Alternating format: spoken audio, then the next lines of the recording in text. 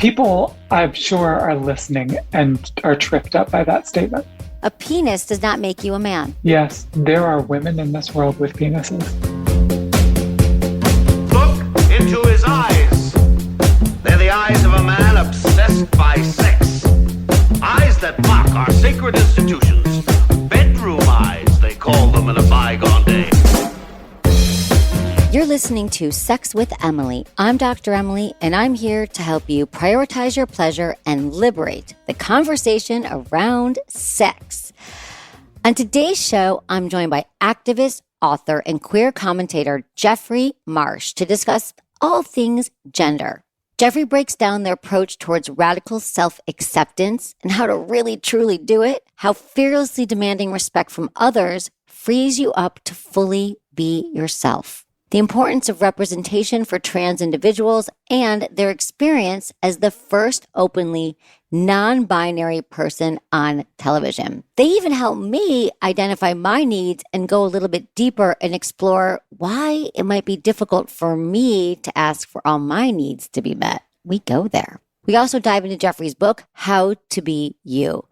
Intentions with Emily. For each episode, let's set an intention. I do it. I encourage you to do the same. My intention for this episode was to showcase different ways to wholeheartedly embrace your inner self to live a more authentic life with very specific tips. All right, questions. If you want to ask me a question, just call my brand new hotline. It's 559-TALK-SEX or 559-825-5739. Leave me your questions there, or you can just message me, sexwithemily.com/assemily. As always, include your name, your gender identity, location, age, and how you listen to the show.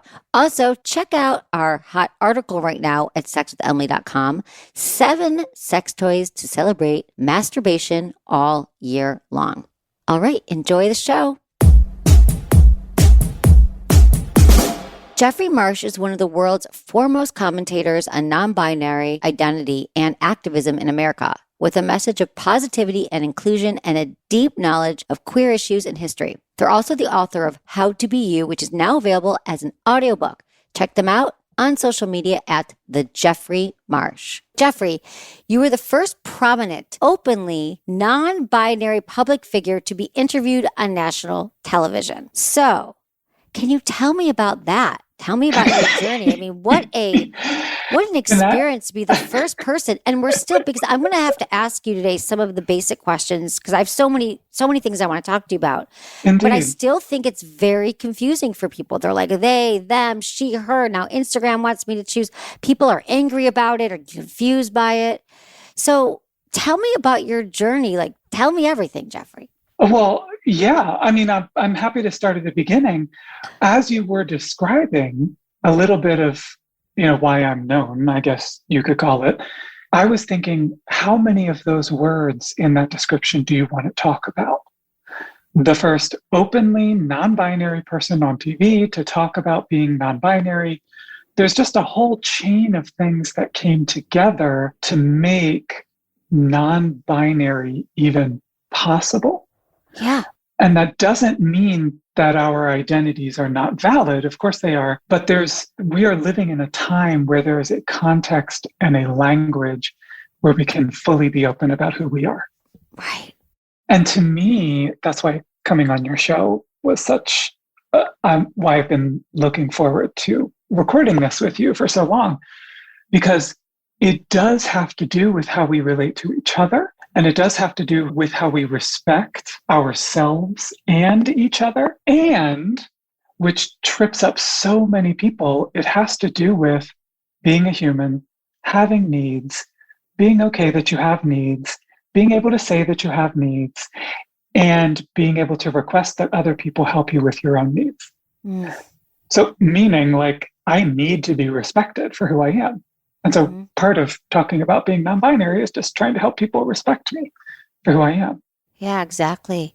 So let's go back to non-binary though. So Yes. Just to ask you these questions, like non-binary, gender non-conforming, like how do we even just break it down for my audience who it still can be challenging for people? Because was it more like, to give context, was it more like you were born a cisgender male, right?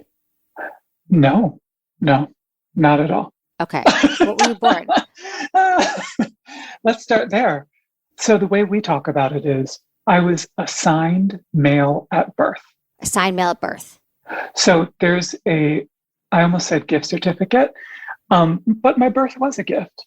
There's a birth certificate in a filing cabinet in Pennsylvania with my name on it, and it says male, which I think is what you're getting at. Mm-hmm. And the reason we phrase it that I was assigned male at birth is because it feels like that was a word and a label and a category that is irrelevant to who I am. Stick with me, is irrelevant to who I am and was assigned to me. Mm-hmm. That was a decision made for me before I could speak for myself. And that decision was based on the genitalia that you were born with.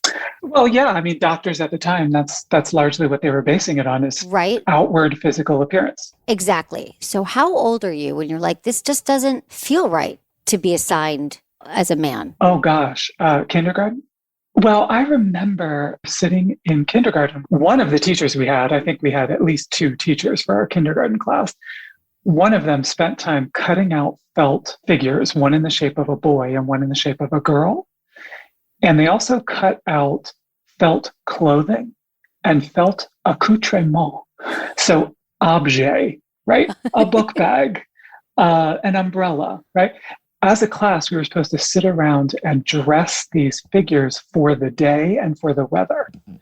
So some lesson about you wear a sweater when it's cold, or, I don't know what we were supposed to learn. And I was constantly getting in trouble for putting the wrong things with the wrong figure, the stuff that wasn't supposed to go. And so I just put a dress on the male, perhaps on the boy. Yeah. And I was always the kid in class who wanted to wear the princess dress, and I was not allowed to at a very young age. And I was, before too long, I haven't thought about this in a really long time, but before too long, my feet grew too big to wear my mom's shoes without her knowing about it. Do you know what I mean? Like my feet were starting to stretch into my mom's shoes when I started, early teens. This way of expressing has always been a part of me. Mm-hmm. And the reason talking about non-binary is important is because it goes even beyond expression. It is the deep way that we experience ourselves. Mm-hmm. So in other words, it's different than a drag queen, which is someone, there's nothing wrong with drag queens, but that's someone who wears things. And that's part of that label, is what you wear. Non-binary is much more of a conception of who you are deep in your soul. Well, we explained your experience of I'm neither. Yes. So that's what we mean when we say non-binary. Yes. And you asked, were you all sitting in a room together, right. Talking about this stuff? And it sort of seems like that, but we were talking to each other and fueling each other and supporting each other on places like Tumblr, if you remember Tumblr. Yes. And Vine. And, we were coming out as non-binary and connecting with each other. I remember DMing with other non-binary activists and stuff like that. And we thought, for example, they as a pronoun is so convenient because people use it to mean one person already. People say, someone left their wallet here. I hope they come back and get it. I wish they weren't so forgetful to leave their wallet, right? You're saying they, and you mean one person. So we just thought, oh my goodness, I don't have to be a he. I don't have to be a she. I can be a they. And it has become one of the cornerstones of our movement, because it is so important to use respectful language. Mm-hmm. And we didn't anticipate that, quote unquote, pronouns would become this big deal, but they certainly have. And it's simply because it's so important for respect. And now I feel like in the last few years, I think it gets easier. Sure. The more you talk about it, it's like, great, whatever you want. You know what it's like? So you have a friend who gets married and their name changes. Well, you stumble over it for a while, and then, you just use the new name. And exactly. It's no big deal, right? So you could find out a new set of pronouns for someone and you stumble over it for a while, and then it just becomes second nature. And also you don't know the gender of a dog and you use they.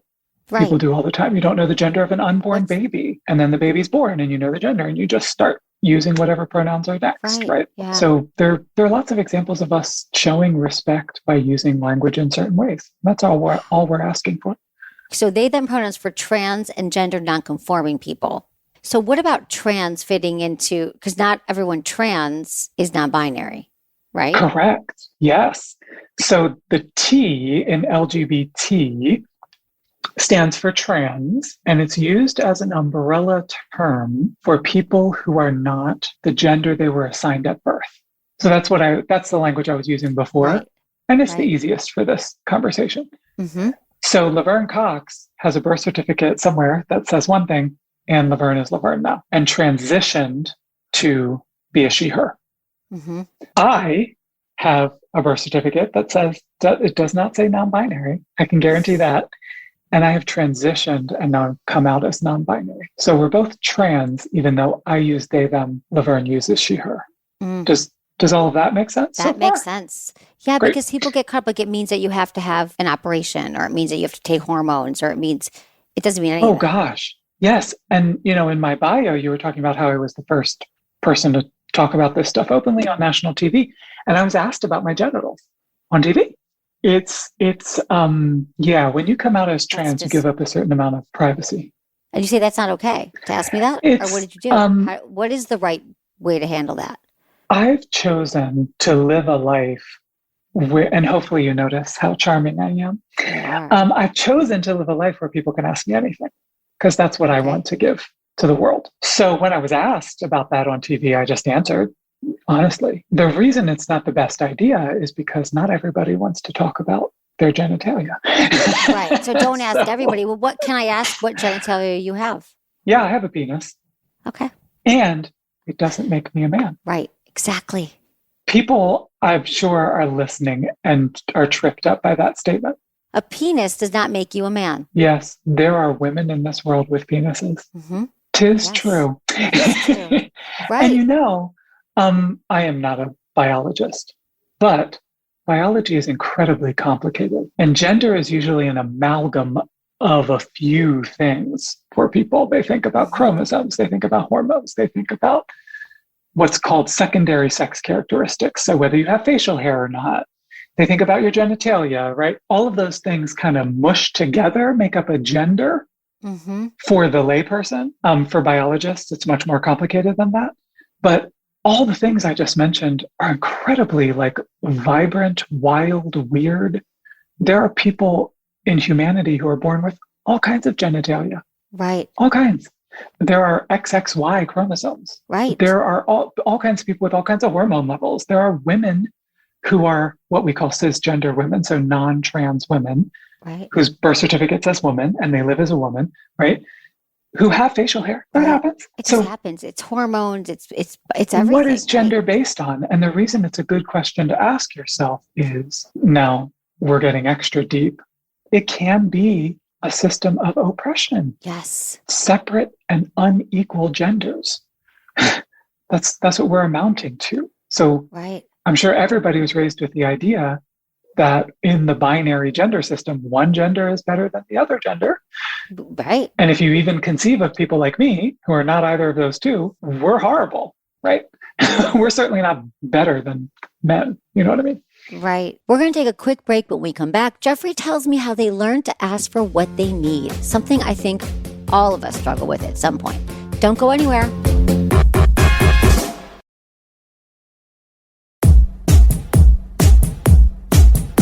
So who is Jeffrey deep in their soul?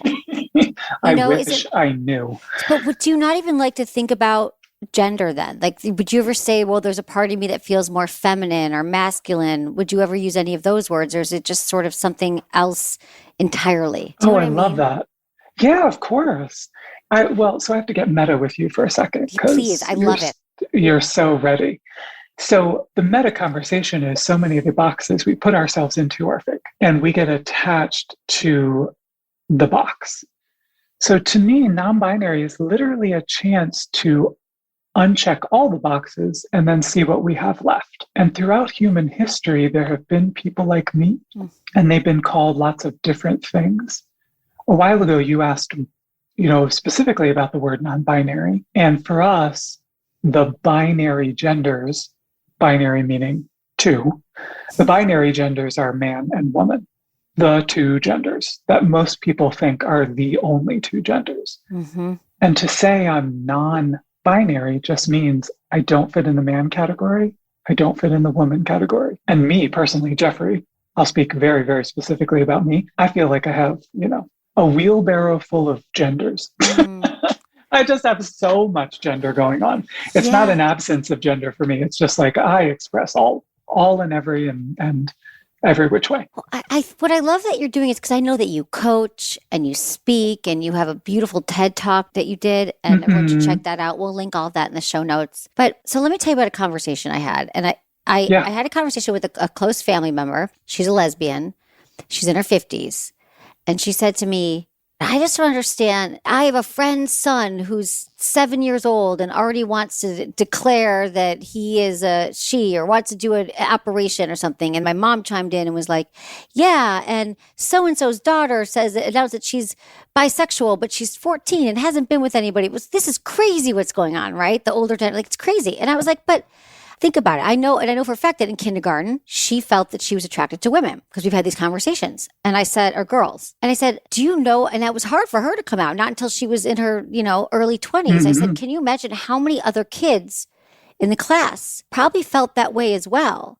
But they would only because they're in a box and there's the choice. If you're a man, you have to be with a woman. If you're a woman, you have to be with a man.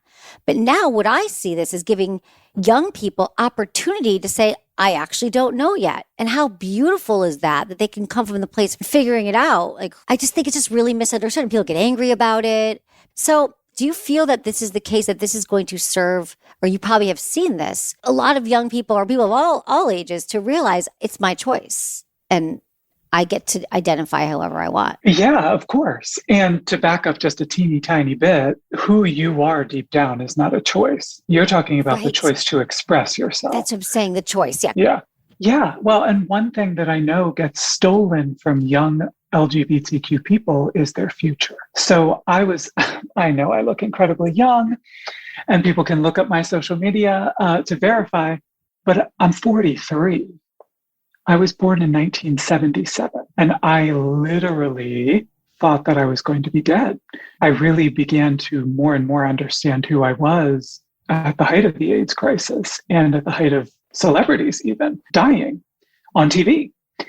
And I never thought I would be 43. I never thought I'd be 23 because I never saw an example of someone like me surviving. And so if there's anything I can do with my channel, it's to give that 7-year-old who was like me the chance to survive and to know that there is a place for you. There is a future for you. And the future looks great with fabulous skin. Hey, thank you. I like, what the hell? Quite a lot. It's also, loving yourself. Loving yourself. Loving yourself is the best skincare. I mean, but that's also like your book, is all about how to be you, how to learn to love yourself, accept yourself, stop the negative self-talk. Yes. You mentioned anger a couple times. Oh, people are angry. I make people angry. Yeah. Yeah. And we've had a lovely conversation, and you can probably see that I'm just as sweet as pie. And I hold firm to the understanding and the commitment that I will be respected. And nothing makes people angrier than when you do that. So I'll give you an example. People often talk about me as a walking metaphor. It's pretty obvious when you see me what I was told is wrong with me from a very early age. And the metaphor is I've learned to not only accept that about myself, but love it, celebrate it, enjoy it, adore it. Right. It's like the thing that dance in it, right? Yeah. So the things, and this is what you talk about, I think it was in your TED Talk about the things that we think that aren't lovable about ourselves are actually the things we need to go towards, which is such a concept that people think, well, I could never tell anybody about. We're not even just talking about sexuality and gender, just shame that we have about where we failed or that we should be better, or we should be smarter, we should be more fit, or all the worries. Yes. It's saying that I'm going to embrace that. Yeah. Yep. And you're a living example of that. You were told you can't wear these shoes. You can't dress this way. You were probably bullied. Gee, you think? I mean. Yeah, I was bullied actually inside and outside of my home. The places where you are supposed to be safest, I was not. And, instead of becoming angry myself, instead of choosing bitterness, heaviness, and obsession with getting even, right? I've chosen to help other people make the same transition, pun intended, that I did from being misunderstood, being bullied, to helping people heal. And it's the same thing you do. So, we recognize each other. We do. So, Jeffrey, what was the turning point for you when you thought, I'm not going to be bullied and I'm going to go towards the pain? I'm going to go towards this and I'm going to live this life of accepting and loving myself. Because we often say, I say it all the time, if you don't love yourself, it's going to be really hard, or even like yourself, it's going to be really hard to find a genuine someone else to love you. And people are like, oh yeah, self-love, blah, blah, blah. But you've walked the walk, talked the talk.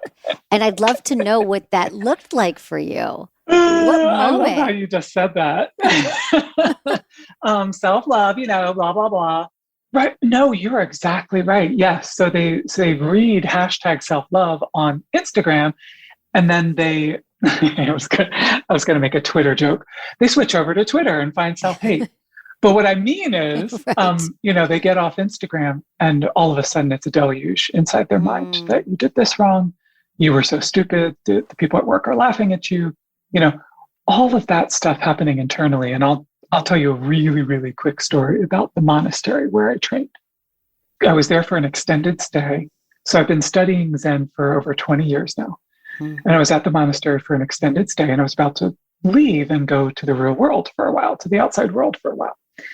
And the night before I left, I had very strong feelings like I did not want to be here anymore, and went to the meditation hall and meditated, and then petitioned the monastery the next day to stay longer.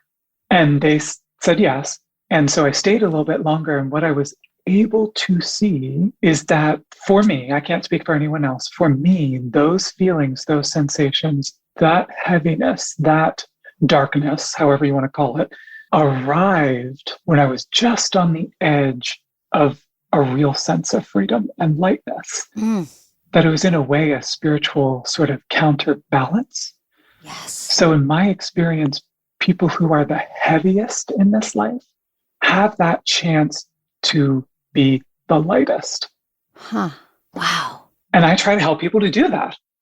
Are you saying that in a way you were there the night before you were leaving and you felt this heaviness that you wanted to leave? You're like, I got to get out of it. Is that what you felt? I got to get out of here? Oh, maybe I was a little too euphemistic. Okay. I wanted to leave Earth. Oh, you were saying like you wanted to kill leave yourself. This life. Yes. Okay. Yeah. Got it. Wow. You felt after all the days there meditating, you thought, I'm not going to go back out there. Oh gosh. Yeah. This is something people don't talk about in self-care, but sometimes when you go into that sort of work, the systems that have been keeping you will kick so far into trying to keep you from breaking free that things will get very dark.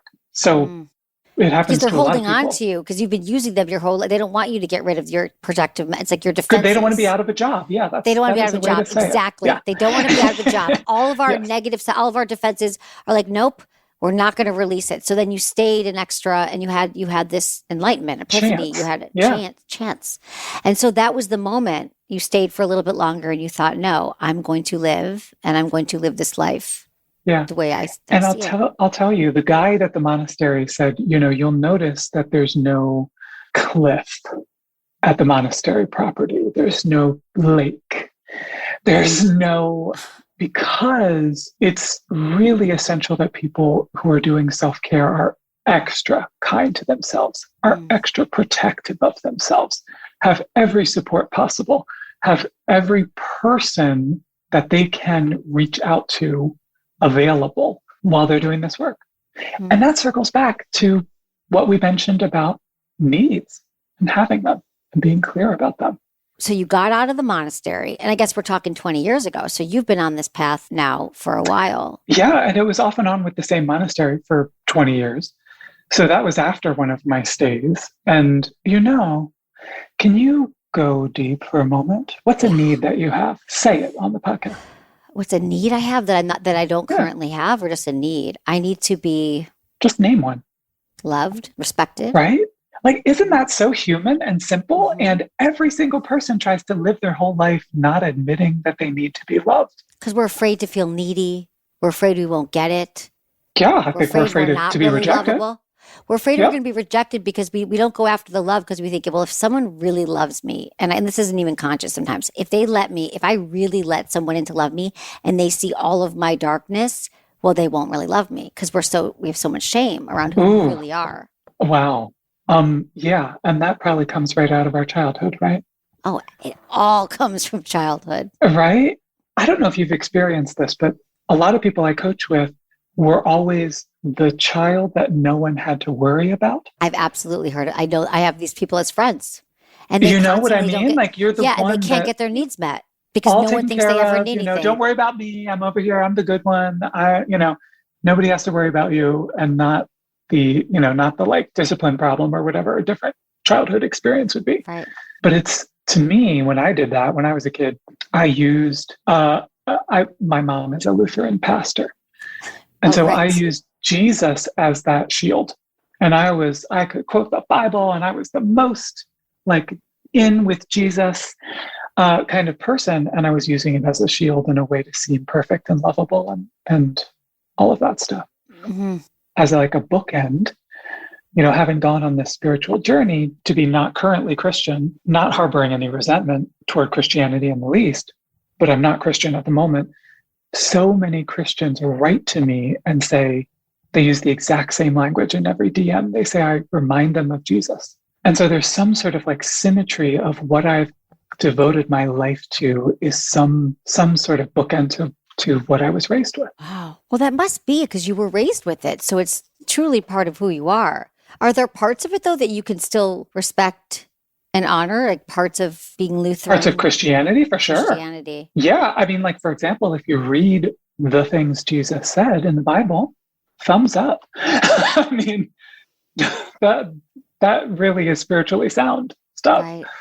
I was told as a kid, so an example of the other side, I was told as a kid, Jesus doesn't love you. God hates you. You're never going to heaven unless you change who you are. That's people in your home and out of your home told you this. You're so brave, Jeffrey. So many people stay in those environments because they're so afraid to leave family and to leave what's perceived as the only love they have. But it's really around people who aren't willing to accept them as who they are. Can I say something weird? Yes, of course. I think that exchange to stay small in order to be safe, I think that takes bravery in a weird way. Yeah, that is that to me is somebody really on the edge. You're so right. That is really brave. Mm-hmm. It's all brave because we're all trying to survive, right? I think so. And I would love to see people, maybe from this conversation, understand that it's okay to honor what you need and what you deep down desire. And I'm going to say that if you're living a life to please others, even if it's brave, I think ultimately it's not going to be the life that you could be living and the life that would give you the most fulfillment and the most joy. Oh, yeah. Yeah. When I use that word brave, it's good. I mean, it takes a lot of spiritual, mental, emotional energy and focus to hide who you are 24/7. Well, that's the thing. Hiding. I know I did it. And we're not even talking about sexuality, just hiding that you don't want to be in a relationship that you're in or living. Or hiding that you have needs, to bring it back around. Have needs. Right. Why aren't we? So how do you work with people too? You help them. That's kind of one of your bases is like, what is a need? Well, we also don't even have the language to even ask for what we want without being, especially if you grew up in a home where your needs were just irrelevant, which was sort of my upbringing, that no one ever asked what I wanted. Mm-hmm. It didn't matter. I was on everyone else's agenda and it wasn't important and it wasn't nurturing and it wasn't, and granted, my mom's great. We're in a good place, but she had her own, everyone's parents they love you in the best way they can. But I'm still trying to figure out now, sometimes like what are my needs? Because when you're somebody who's constantly like everyone else's needs are more important, or no one ever asked me. I remember going to college and I remember just feeling like, who am I? I don't know what I want to eat or where I want to sit or what I want to be.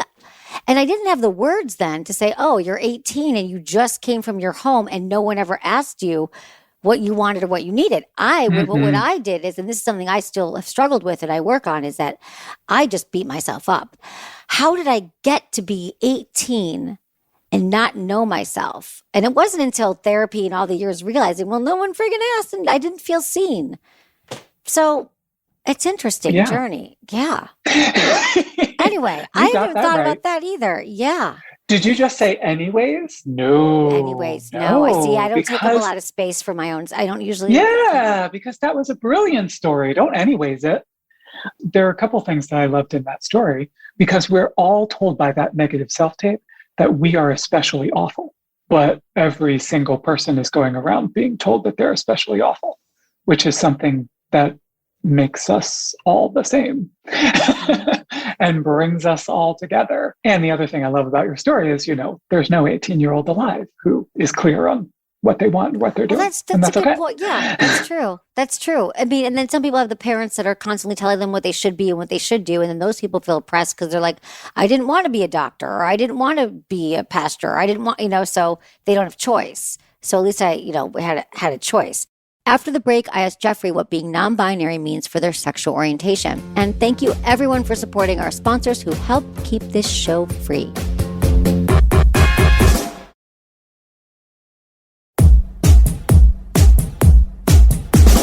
You're really putting up, I'm so glad the work you're doing, because I hope to see this in a world in the next 5-10 years where we just don't even see it. I mean, don't you think the younger people who are saying, well, I don't know what I am and I'm not declaring it, I was celebrating that. I think absolutely. If parents embrace that? If parents embrace it, that's the thing. When parents embrace that, they send a message of autonomy to their child, that you are in the driver's seat of declaring who you are. Mm-hmm. Which may be the biggest gift that a parent could give to their kid. And it's so hard for parents because a lot of parents see their kids as an extensions of themselves, right? And they think, well, if my kid is a certain way, then people aren't going to respect me, or you know what I mean? It's what is everyone going to think? Do you feel like there's more and more people now who were born in a way where they're questioning it, but they feel more, there's more people now because of hormones? There's all these studies that saying that people born after 92 are born with less testosterone and less estrogen, or do you think that there's just more people talking about it now? Like, do you think we're actually seeing more and more babies born with this? I think that's something I think it's something that we'll see. Yeah. It's just unclear right now. You make me think of a couple things, though. Tell me. That if you dig into the historical record, there's always been trans people. There's always been people who have not been a man or a woman, and we've talked about them in different ways and conceived of them in different ways. And in some cultures, they've been celebrated and seen as, closer to God than other folks. And in some cultures, they've just been, mundane, and they're seen as the same as other people, right? It's just we've always been around. Mm-hmm. And the other thing you made me think of is when left-handedness, a genetic trait, when it became more acceptable, quote unquote, I'm using quotes around this, the number of left-handed people skyrocketed. But of course, what I mean is more people could use their left hand because it was natural for them, because it was destigmatized. Right. So as we destigmatize being non-binary and being trans, you're going to hear about more people doing it because they've always been there. They've always been there. Yeah. And do you think that there's a lot of people who come out? This is the question we got from Instagram a few times. Yes. Tell me. So someone said, for people who are non-binary, how does their sexual preference work? Oh, it's a good question. Ask my partner. The kids on TikTok say I'm a non-binary lesbian. I love it. I love it. Because you would think the term lesbian relies on one person being a woman and the other person being a woman. But not to lump everyone together, of course, but the kids today, I can't believe I sound like such a 43-year-old. The kids today are just so liberated that the words are something that they can pick and choose to suit their needs when they talk about what they want or who they want to be with or how they're feeling in that particular moment. And I take such inspiration from that approach to gender and sexuality. It's the right way to go. It is the right way to go. This is going to be the most like you answer You got to communicate with your partner, right? That's the answer. Because I came out as non-binary and my partner said, well, what does that make me? And I was like, I don't know. What does that make you? You know, over the coming weeks, we had to discuss it. And, you know, it basically means you're attracted to me. So great. You can call that what you want. Can I ask how your partner identifies? We use the word queer because it's very inclusive to us. Okay. And so, because we know we're not going to use the word straight to describe what we're doing. He's a he, him, he's a man. Okay. And so we went through a time of discussing it. Okay. Yeah. Got it. You came to it. Which I realize is an unsatisfying answer. No, but it makes sense. You had to figure out what it was. Do we fit? Well, that kind of leads to another question here. Can you discuss biphobia, especially in regards to bi men? There's a lot of bi people. And again, it kind of goes to like, you can't be bi, you must choose. It just seems like it's just people just don't have a lot of information. Well, it's like your friend saying, how does a 14-year-old know that they're bi if they haven't been with anyone? It's like, you must know that sexuality is a whole lot more than just what you do with whom. There's a whole matrix of an inner life of emotions and crushes and attractions. And we are complicated, messy, beautiful creatures that have a whole lot going on. And to me, because this comes up a lot, there's a whole lot of, just in culture in general, there's a whole lot of bi erasure. So when a bi person is with a certain person, they get X label. That's not bi. When they're with a different person, they get a different label. That's not bi. And they just declaring themselves bi can be such an act of self-reliance because they're aware of the truth of their attraction. Yeah. And I guess queer is just an easier way to say it too, I think, to get out of the bi thing. Couldn't you just be, I just think queer is all encompassing now. Yeah. And I think a lot of people find the term bi useful because of the way their attraction works. Right. And of course, you'd want to talk to a bi person about why that label is so powerful for them. True. Yep. But I like queer because it's just so, I like queer too. It's a messy word. It is. And I like that about it. Yeah, exactly. But how can parents learn to embrace their child's choices around their gender? I know. Again, we'll emphasize for everybody, and I know what you mean, but we'll emphasize that it's not a choice. It's an inherent thing that happens to your kid. Did I say that? Choices around their... okay. Well, I think you were saying like choosing to come out, which is an important choice that a person makes, right? Right. But so many people just want to assume that it's a choice and they can convince their kid not to be who they are, and that's not good. So the answer, of course, because I coach a lot of parents, is you have to demonstrate total loving self-acceptance. You know this from your work. Nobody's going to pick up what you're putting down unless you're putting it down, meaning nobody's going to get any lesson from you. This is my experience. No one's going to get any wisdom from you unless you are demonstrating a person who knows that wisdom and lives it. So no one is going to understand, no one will take me seriously as an authority on self-compassion unless I am doing it. And it's the same for how do I raise a kid? Yeah, but that's then learning people self-compassion who have never loved themselves. They have to do the work. Right. It's the answer nobody wants. And, talking about gender, moms especially are conditioned to sacrifice their entire selves and their lives for their family and children. And all your children will get from that is that women should sacrifice their whole selves and their whole lives for other people. Yes. I hate to put it so bluntly, but no, I know. I have what you want to demonstrate is self-reliance and loving yourself and self-care. So you're part of your coaching program, which people can find on your site, which is jeffreymarsh.com. Indeed. I love that you offer coaching to parents and to everybody. Yep. But it seems like this would be you'd be busy right now.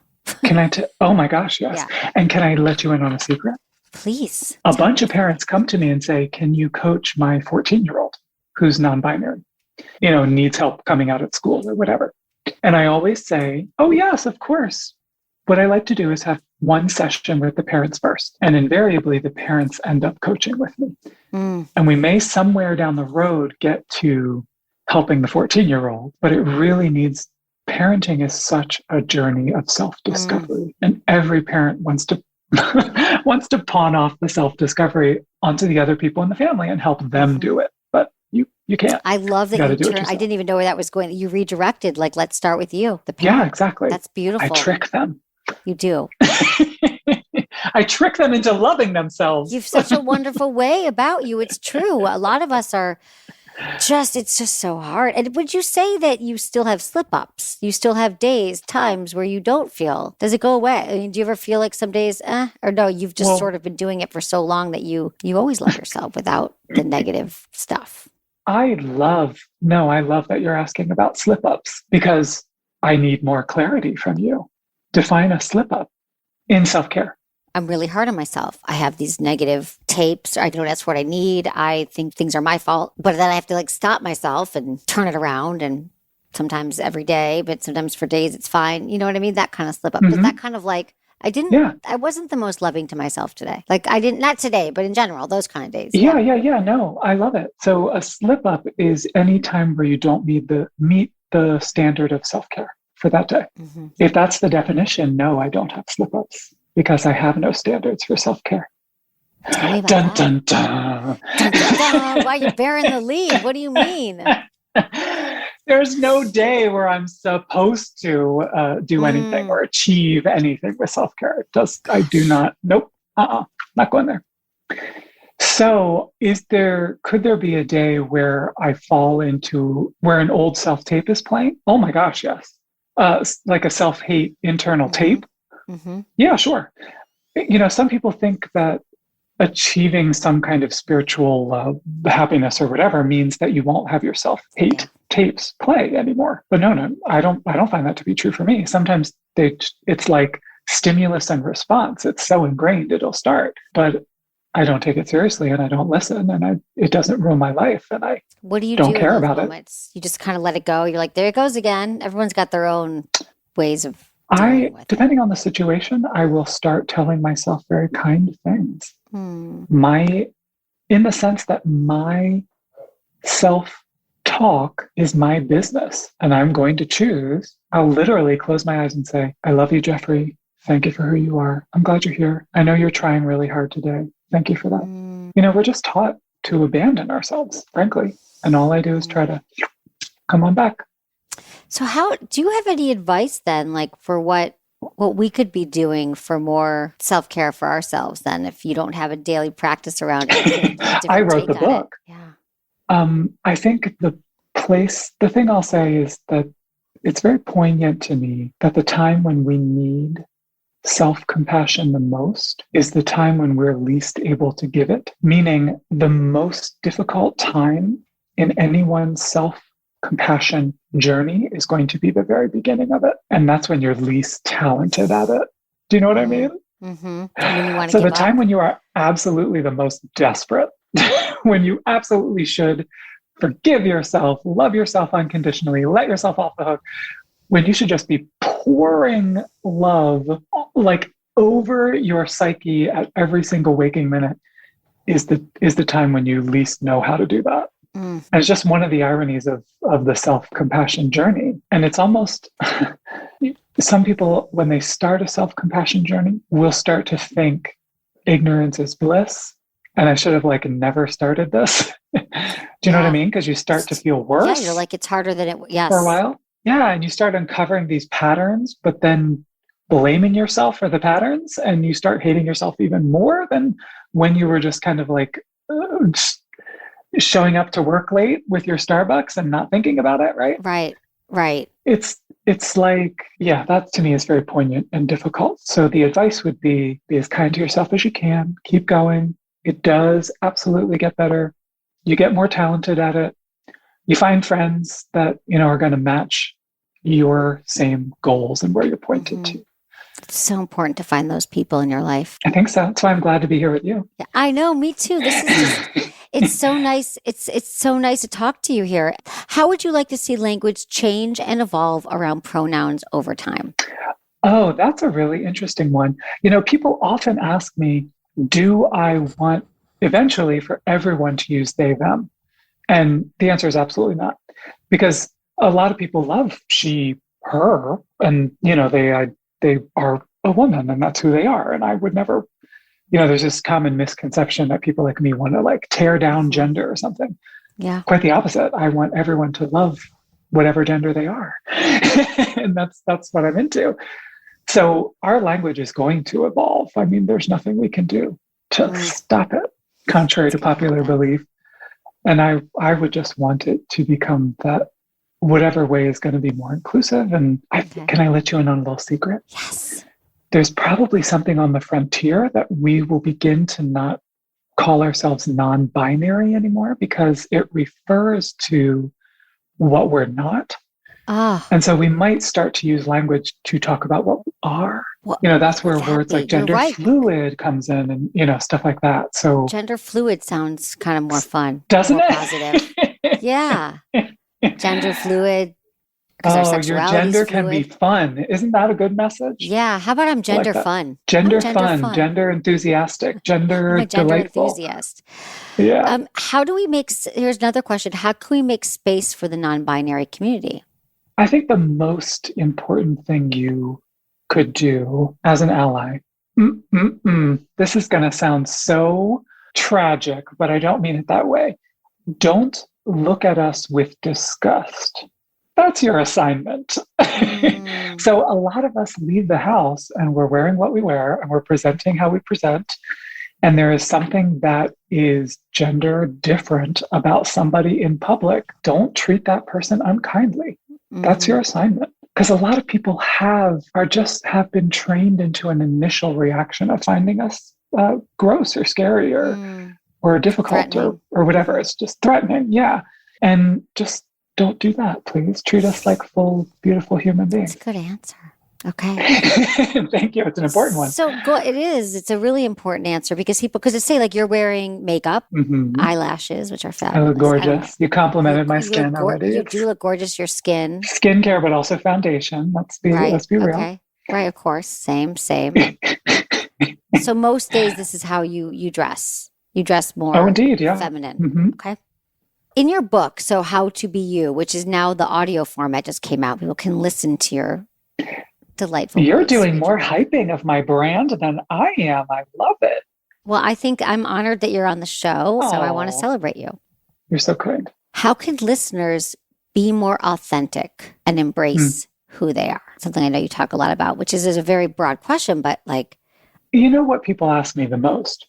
How can I be confident? Right. That exact word. You're so confident. How can I be like you? And I always have this pause and I really take in that question. Because what people are seeing in me is not confidence. I realized this a while ago. What you are witnessing is 100% complete, enthusiastic self-acceptance. To me, confidence is part of a binary. So you're going to be confident sometimes and not confident other times. And to me, there's a different place. There's a non-binary approach where you accept whether you feel confident or not. You just are an acceptance machine and you just accept everything about yourself. And that's what people witness in me and call confidence. That is such an interesting way to look at it. So what we're saying is when you're authentically yourself and you truly, deeply accept yourself for all of your blessings and strengths and weaknesses, that's the most confident thing we can do. We can show up as. That's confidence. And people think it's like, I have to stand up straight. I have to say these certain things to be confident. But it's not about any of that. It's really about an embodiment of who you truly are. Oh, you got it. Yes. It's not about meeting a standard of what confidence is. It's about that authenticity. And when I went, I've done TV a few times. And it's not like it's not nerve-wracking to go into a studio and have the lights there and, everything. It's just that I know, but I seem confident, or people call it that, whatever that means. And it's not necessarily that I feel internally confident. It's just that I know that I have my back no matter what. And no matter what happens in that TV appearance, no matter what happens on a podcast, to be meta, no matter what happens afterwards, I'm going to be kind with myself, nice to myself. I'm going to have a snack. I'm going to do something I love, I'm going to enjoy myself. And that makes a person comfortable. Yeah. We have to be on our own side. We have to be on our own teams. Sometimes we abandon ourselves, right? You might have noticed no one else is doing it. No one's doing it for you. Or very No few one's doing it people, for let's you. put it that way. Gosh, that is so helpful. Can I compliment you? How good are you at receiving compliments? Oh, I'm okay. You talented at it? Okay. Yeah, I like them. You're okay at it? Okay, I'm great. okay, yeah. We're going to test the limits. Your podcast saves lives. You knew that.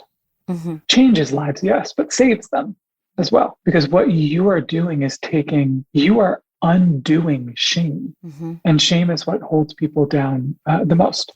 Yes, it's true. And you're reaching in there to the things shame is built on, the foundations, and you're I was about to say ripping that stuff out, but you're gentler than that. You're just challenging that stuff. Mm-hmm. And it's so deeply important. Well, thank you for saying that. I realize how much of sexuality is caught up in shame, why we don't fully express ourselves is because we have shame. So I'm just trying to help people spot it. Right. Thank you. And people can't even tell, people that they're going to have sex with what they like, what they want, what they enjoy, what they need. Right. We think we don't deserve it. We think they're going to leave us. We think they're going to feel bad about themselves. And then I'm going to feel like a bad partner because I made them feel bad by asking for something. Everything goes back to shame. I have to ask you now, Jeffrey, the 5 quickie questions we ask all of our guests. Yes. And these are just quick, whatever comes to mind. You were? Okay. What's your biggest turn on? Eyes. Biggest turn off? Toxic masculinity. Oh, that's a whole nother show. We could talk about that. What makes good sex? Communication. Something you would tell your younger self about sex and relationships. Oh my goodness. Do as much as you like and want. Enjoy yourself. What's the number one thing you wish everyone knew about sex? You're not wrong and bad for enjoying it. Beautiful answers, right? Jeffrey. Yes. And some answers you might have given. I mean, your work has been so impactful for me. So, oh, really? Thank you. Thank you. I'm so honored. I'm so happy to be connected with you. Now, where can people find you, Jeffrey, and all the things you have going on right now? Well, find me on the Instagram. You can search my name. It's Jeffrey Marsh. And I'm also a star on TikTok as well. Okay. TikTok. And it's all Jeffrey Marsh. Yeah, and I love a personal connection. So I ask people, if they want to connect with me or whatever, my email is right there. It's on my website. It's on my Instagram page. Great. You want to work together, whatever, do coaching, you email me and that starts the ball rolling. Jeffrey, thank you. This is fabulous. Thank you. I love talking to you. Such a delight. That's it for today's episode. Thanks for listening to Sex with Emily. Be sure to like, subscribe, and give us a review wherever you listen to podcasts, and share this with a friend or a partner. Believe me, if you got something out of this episode, they will too. We release 2 to 3 episodes a week. Find me at Instagram, YouTube, Facebook, and Twitter. It's all at Sex with Emily. If you'd like to ask me a question about sex or dating, relationships, email me feedback@sexwithemily.com or sexwithemily.com/askemily. And check out my website. We have so many great articles diving deep into topics like how do I have multiple orgasms? How do I last longer in bed? How do I stop thinking about my ex? What sex toy should I try? And so much more. Sign up for weekly emails. I've been told I give really good emails. I do. Was it good for you? Email me feedback@sexwithemily.com.